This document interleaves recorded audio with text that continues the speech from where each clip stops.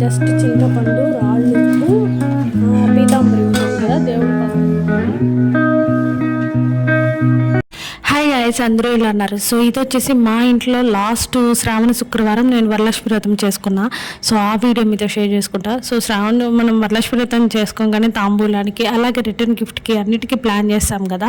So every time నేనైతే ఇస్తూ ఉంటాను, మీతో అది కూడా షేర్ చేసుకుంటాను.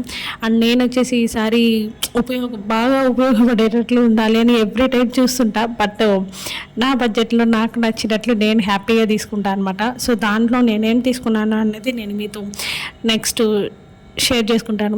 సో అలాగే ఇంకా ముందు రోజే నేను వెళ్ళి మార్కెట్కి మా వారు అరటి పిల్లకలు అన్నీ తీసుకొచ్చేసారనమాట. ఎందుకంటే మనం అమ్మవారికి అటు ఇటు ఉడకబెట్టేసాను అనమాట. తోమలేనప్పుడు ఇలాంటివి మనకు మంచి ఎక్కువ పని ఉన్నప్పుడు పడేయకుండా ఒక డబ్బా అయిపోతాయి అనమాట. ఇంకా చాలా కొంచెం ఎక్కువ నేను ఏం చేస్తానంటే ఇలా వెండి పాత్రలు ఇలా నీళ్ళలో వేసి పెట్టేసి కడిగేటప్పుడు చాలా ఈజీగా అయిపోతుంది. సో దాంట్లో ఏంటంటే మనం పీతాంబరి అలాగే చింతపండు రాళ్ళు మంచిగా ఉడకబెట్టేసి వెండి పాత్రలు అయితే వేసి పెట్టేస్తా. సో అలా వేసి పెట్టి ఒక 2 hours హాట్ వాటర్లోనే పెట్టేస్తాం. మనం జస్ట్ సోప్తో ఇలా రుద్దుకుంటే చాలన్నమాట. చాలా ఈజీగా క్లీన్ అయిపోతాయి. మనం హెవీ వర్క్ మన బలం అంతా పెట్టి ఉపయోగించాల్సిన అవసరం లేదు.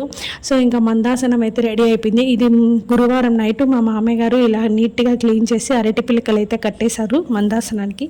సో ఇంకా నేను మొత్తం బ్యాక్గ్రౌండ్ డెకరేషన్ అంతా స్టార్ట్ చేశాను అనమాట. ఇది ముందు రోజు నైట్ నాకు చేయడానికి 1:30 అలాగే 11:30 అలా అయిందనుకుంటున్నాను.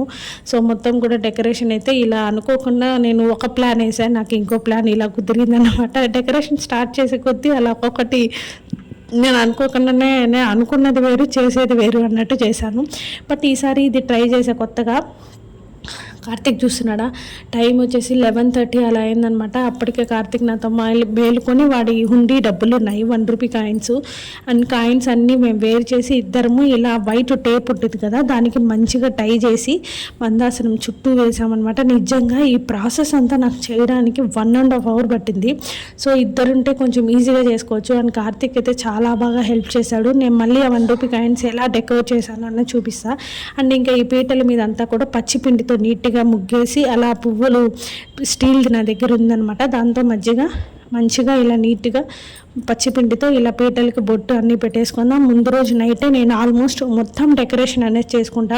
ఇంకా మార్నింగ్ లేవు కానీ జస్ట్ కుకింగ్ వరకే. నేను అక్కడ డెకరేట్ చేసేటప్పటికి మా మామయ్య గారు కూరగాయలు అన్నీ కూడా తరిగి ఫ్రిడ్జ్లో పెట్టేశారు. సో మొత్తం డెకరేషన్ అయితే ఇది. అండ్ నెక్స్ట్ డేకి ఏమేం కావాలి పూజకు అన్నీ కూడా మందాసనం పక్కనే నీట్గా పెట్టేసుకున్నాను అనమాట. సామాన్లు అన్నీ కూడా వెండివి.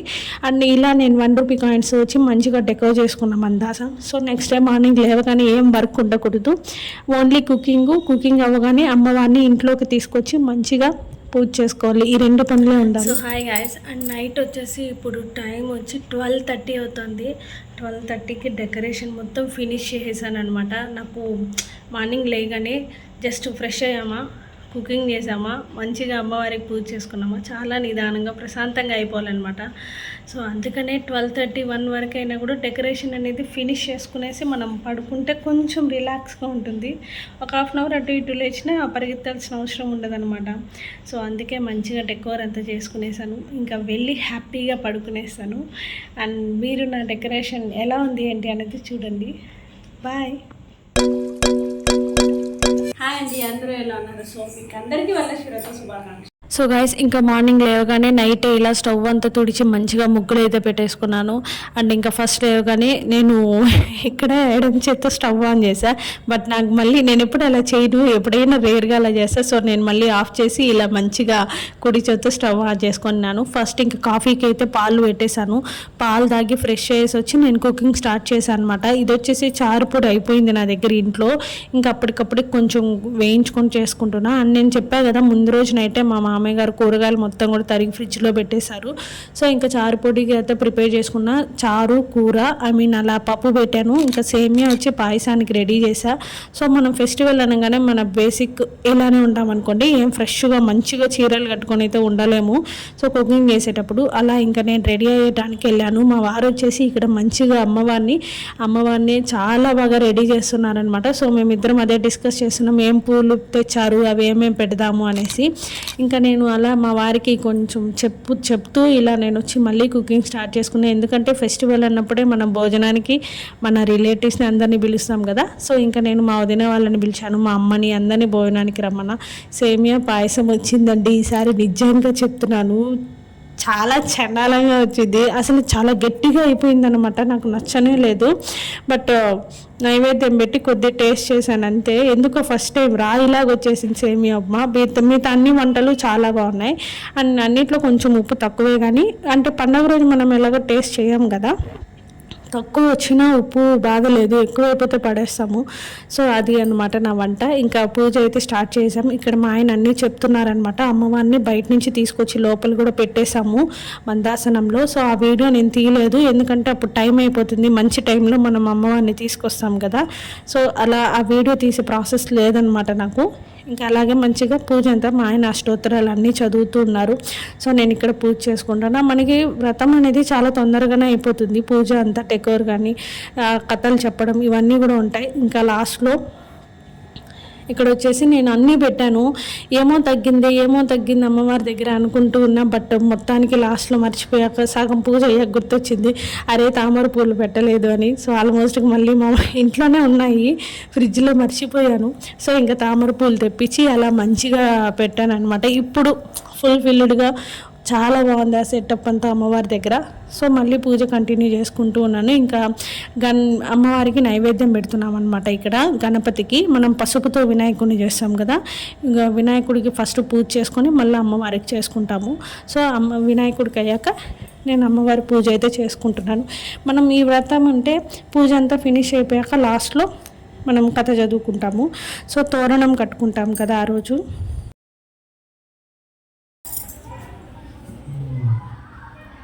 బద్నామి దక్షిణహస్తే నాసూత్రం శుభప్రదం పుత్రపౌత్రాది సౌభాగ్యం దేహి మే రమే.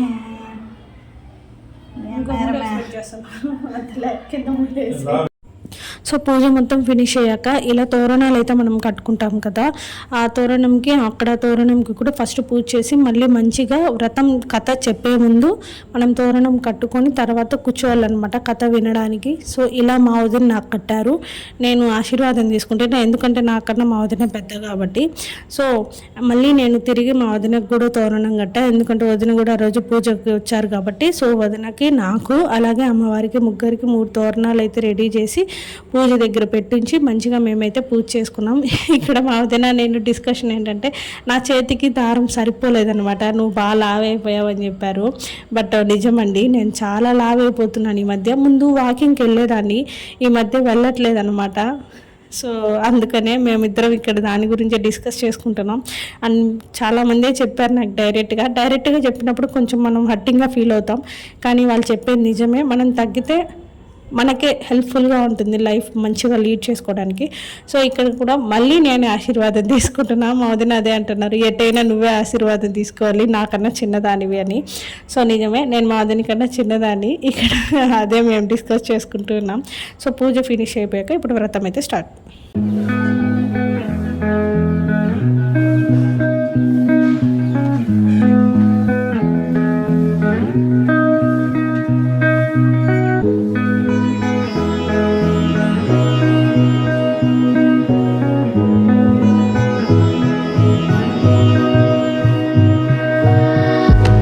చూసారు కదా, అట్లా తోరణం కట్టుకున్నాక అమ్మవారి కథ ఉంటుంది చదివేసుకొని ఇలా మంచిగా అమ్మవారికి నైవేద్యం పెట్టచ్చు. అండ్ నెక్స్ట్ వచ్చేసి కార్తిక్ స్కూల్ నుంచి వచ్చాడు, వాడిని హాఫ్ డే మార్నింగ్ స్కూల్కి పంపించేసా. ఎందుకంటే కార్తిక్ పెద్దోడు అవుతున్నాడు, బట్ చాలా ఎక్కువ అల్లరి చేస్తున్నాడు అనమాట ఈ మధ్య. అంటే నేను కూడా హ్యాండిల్ చేయలేనంతగా ఉన్నాడు. అంటే అటు ఇటు కాని వయసు, పెరిగే వయసు కదా, కొంచెం అలానే ఉంటాడు. ఇంకా అందులోనూ వ్రతం అంటే మనకి ఫుల్ వర్క్ ఉంటుంది, వాడిని హ్యాండిల్ చేసేంత సీన్ నాకు లేదు అసలు ఇప్పుడు. అందుకనే వాడిని మార్నింగ్ స్కూల్కి పంపించేసి హాఫ్ డే వచ్చేసేమన్నాను. ఇంకా కథ అంతా అయిపోయాక ఇలా మంచిగా నైవేద్యం పెట్టేసుకున్నాను. ఇలా అందరికీ హారతి ఇచ్చేసి, మా వదిన వాళ్ళు రాలేదనమాట, వదినకి క్యారీర్ ఇచ్చి పంపించేసాం. అండ్ కార్తిక్ స్కూల్ డ్రెస్ ఇది, స్పోర్ట్స్ డే అనమాట, వీక్లీ 2 times. అలా ఏం చేసుకున్నాను, ఎలా చేసుకున్నాను అన్నీ ఒకసారి చూసేయండి. సో నేను చేసిన వంటలు ఆ రోజు వచ్చేసి ఏంటంటే, ఇక్కడ చేసినవన్నీ టేబుల్ మీద తెచ్చిపెట్టేసా. ఫస్ట్ వచ్చేసి వంకాయ సాంబార్, అలాగే బెల్లం పొంగల్ చేసా. ఈరోజేమో 2 రకాల స్వీట్స్ చేశాను. సేమియా పాయసం అలాగే white rice and beans curry, బెండకాయ కర్రీ చేశాను. సో ఇంకా మామూలు టమోటా, ఉర్లగడ్డ, వంకాయ ఇలా ఉంటే అన్నీ కలిపి బజ్జీలు వేసా. మామూలు వడలు వేస్తాము. సో అంతకుముందే ఫెస్టివల్కి ఒకసారి తిన్నామన్నమాట. సో ఇంకెందుకని ఈసారి ఇలా సింపుల్గా బజ్జీలతో కానిచ్చేసాను. అండ్ కొన్ని ఇక్కడ నేను అదే చూపిస్తున్నా, అన్ని బజ్జీల కన్నా టమోటా బజ్జీలు చాలా బాగుంటాయి టేస్ట్. సో లెమన్ రైస్ చేశాను. అండ్ అలాగే ఇంకా సుగీలు అంటారు. ఇది వచ్చి నాకు అస్సలు రాదండి నిజంగా. మా చిన్న వదినకి ముందు రోజే చెప్పేసా, వదిన తొందరగా వచ్చి ఇలా నాకు చేసి పెట్టండి, నాకు తెలియదు రాదు అని. అంటే నేర్చుకుందాం ఫ్యూచర్లో నిదానంగా, ఫస్ట్ నాకైతే రాదు కాబట్టి మా వదినకి ముందుగానే చెప్పా, కొంచెం టైం చూసుకొని వచ్చి అదొక్కటి చేసేయండి, మిగతా అన్నీ నేను చేసుకుంటా అని. సో చెప్పినట్లే 1 అవర్ ముందుగానే వచ్చేసి చేసేసారనమాట. ఇంకా పెరుగు అలాగే ఆకులోకి వడ్డించడానికి పప్పును తనిగా తీసిపెట్టా. ఇంకా ఆల్మోస్ట్ అందరింట్లో ఉండేదే ఫెస్టివల్ వ్రతాలు అన్నప్పుడు స్టవ్ కిచెన్ పరిస్థితి ఇలానే ఉంటుంది. సో ఇంకా కొన్ని సుగ్గీలు అలాగే బజ్జీలు ఉంటే ఇక్కడ డేస్లో పెట్టి నేను పక్కన ఉంచాను, ఈవినింగ్ ఉపయోగపడుతుందని. సో నేను మీకు డెకోర్ అంతా చూపించాలి కదా, ఇదే అనమాట బ్యాక్గ్రౌండ్ డెకరేషన్. మొత్తం ఇలా చేసి మందాసనం మీద లక్ష్మీదేవి, వినాయకుడిని అలా పెట్టుంచి మందాసనం చుట్టూ లైట్స్ డెకోర్ చేశాను. అండ్ మధ్యలో అమ్మవారు. నాకు ఎవ్రీ ఇయర్ ఇలా అమ్మవారు వెనకాల అంటే అద్దం పెడతాం కదా, ఎందుకంటే అమ్మవారు వాళ్ళ జడ చూసుకుంటారనమాట, దానికోసం పెడతారని నాకు మా ఇంట్లో మా ఆయన చెప్పారు. సో నేను అదే చెప్తున్నా. ఇంకా శంకు చక్ర నామం ఎవ్రీ ఇయర్ దేవుడి దగ్గర పెట్టి మంచిగా పూజ చేసుకుంటాం. ఇదన్నమాట మొత్తం ఆ రోజు నేను చేసుకున్న పూజ, మొత్తం యూజ్ చేసినవన్నీ కూడా. సో ఇక్కడ నేను కూర్చొని జస్ట్ ఎప్పుడూ తీసుకుంటా, ఈసారి ఫోటో తీసుకునేంత ఓపిక లేదు. కార్తీక్ని ఒక ఫోటో తీయమన్నా అనమాట, వాడు అందుకని ఇలా తీస్తున్నాడు. ఇంకా ఈవినింగ్ వచ్చి సో ఇది వచ్చేసి ఈవినింగ్ అనమాట. మన బుట్ట శనగలు ఉంటాయి కదా, వాటిని ఆఫ్టర్నూన్ మంచిగా 3 hours నానబెట్టేసి దాని తర్వాత ఈవినింగ్ ఇలా ఉప్పేసి ఉడికించి నేను అమ్మవారికి నైవేద్యం పెట్టేశాను. సో ఇంకా నైవేద్యం అయ్యాక ఇంకా వరుసగా అందరికీ తాంబూలాలు ఇచ్చుకోవడమే ఇంపార్టెంట్.